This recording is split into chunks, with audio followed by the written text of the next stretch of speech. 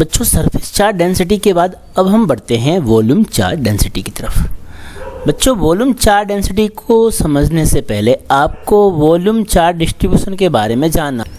Volume charge distribution, मान लीजिए आपके पास कोई 3D ऑब्जेक्ट है, जैसा कि आपको ये क्यूबॉइड दिख रहा है। इसकी जो लेंथ है वो हम कंसिडर कर लेते हैं एक्स एक्सिस के अलोंग। ये एक्स एक्सिस के अलोंग इसकी लेंथ है।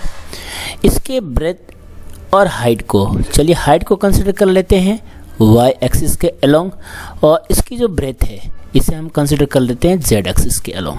बच्चों जब हम इसे चार्ज करने के लिए कुछ चार्ज बाहर से इंट्रोड्यूस करते हैं, किसी भी प्रोसेस से अगर आप कुछ चार्ज इसे इंट्रोड्यूस करके चार्ज करते हैं तो वो जो चार्ज है इसके वॉल्यूम में यूनिफॉर्मली डिस्ट्रीब्यूट हो जाएगा, यानी कि जो गिवन चार्ज है वो इसके टोटल वॉल्यूम में बराबर जगह पे बढ़ जाएगा, और इस तरह के डिस्ट्रीब्यूशन को हम कहते हैं वॉल्यूम चार्ज डिस्ट्रीब्यूशन। मान लीजिए यहाँ पे अगर हम मान लें इस 3D ऑब्जेक्ट यानी कि क्यूबॉइड का वॉल्यूम है V, इसके वॉल्यूम को हम कुछ समय के लिए V कंसिडर कर लेते हैं, और इसमें हमने जो चार्ज दिया है उस चार्ज को हम कैपिटल Q कंसिडर कर लेते हैं। तो बच्चों यहाँ पे जो चार्ज है उस चार्ज को देने से ये जो बॉडी है वो चार्ज हो गई। तो इसके पर यूनिट वॉल्यूम में, यानी कि टोटल वॉल्यूम में तो हमने Q चार्ज दिया, पर यूनिट वॉल्यूम में जितने चार्ज, उन पर यूनिट वॉल्यूम के चार्ज को हम कहेंगे वॉल्यूम चार्ज डेंसिटी, जिसे हिंदी में आयतन आवेश घनत्व कहते हैं। इसे हम रो से रिप्रेजेंट करते हैं। चलिए इसकी वैल्यू लिख लेते हैं। रो इक्वल्स टू, आपको यहाँ लिखना है चार्ज अपॉन वॉल्यूम।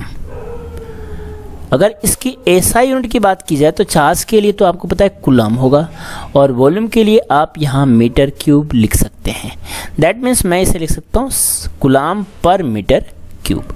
अब इस फॉर्मूले को जरा हम डेराइव कर लेते हैं। रो इक्वल्स टू, यहाँ पे चार्ज अगर मान लीजिए जो यूनिट वॉल्यूम यहाँ हमने कंसिडर कर लिया, कोई यूनिट वॉल्यूम है और इसमें हमने जो चार्ज देखा वो टोटल चार्ज है सिग्मा क्यू। दैट मीन्स मैं इसे लिख सकता हूँ सिग्मा क्यू अपॉन वॉल्यूम। चूंकि यहाँ वॉल्यूम यूनिट है दैट्स वाई आपको V equals to 1 metre cube consider कर लेना है।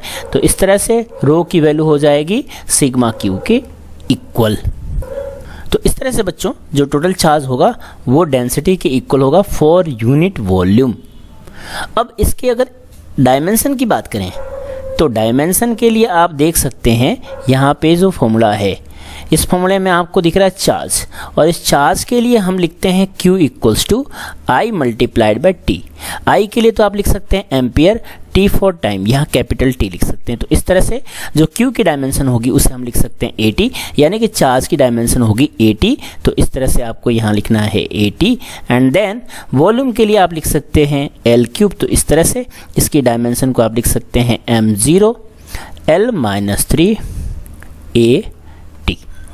इस तरह से ये इसकी डायमेंशन होगी।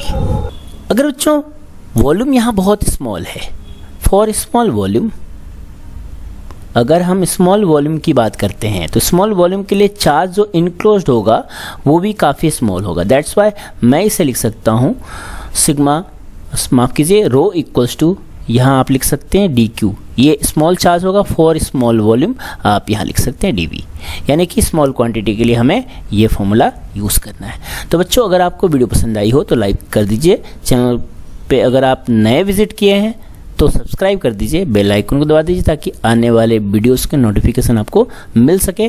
Thank you so much.